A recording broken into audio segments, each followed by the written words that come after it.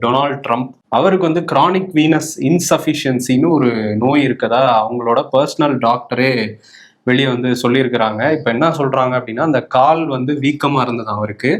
இந்த சிவிஐ அப்படிங்கிற அந்த டிசீஸ் வந்து கால் பகுதியில் உள்ள நரம்பு வந்து இதயத்துக்கு ரத்தத்தை அனுப்ப முடியாத அளவுக்கு செயலிழந்து போனாதான் இந்த நோய் வரும் அப்படின்னு சொல்லியிருக்காங்க. இதுக்கான ட்ரீட்மெண்ட் அவருக்கு வந்து கொடுக்கப்படும் அப்படின்லாம் அவங்க மருத்துவர் வந்து சொல்றாங்க.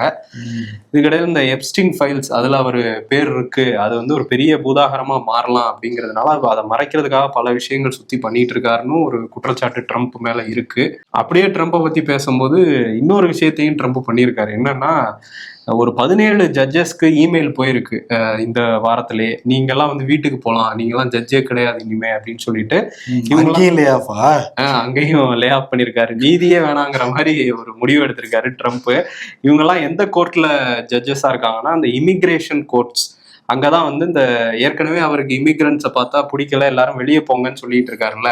இப்போ வெளியே போங்கன்னு சொல்லும் போது இந்த இமிகிரேஷன் கோர்ட்ல நிறைய பேர் வந்து மனு போடுறாங்களாம், இந்த மாதிரி எங்களுக்கு வந்து இதை ரத்து பண்ணணும் அப்படின்னு சொல்லிட்டு. ஒண்ணு சில பேருக்கு ரத்தா இருக்கு, சில பேருக்கு வந்து அதை வந்து கால அவகாசம் கொடுக்குறாங்க. இதெல்லாம் ட்ரம்ப்புக்கு பிடிக்காதனாலதான் இதை பண்றாரு அப்படின்னு ஒரு தகவல் இருக்கு.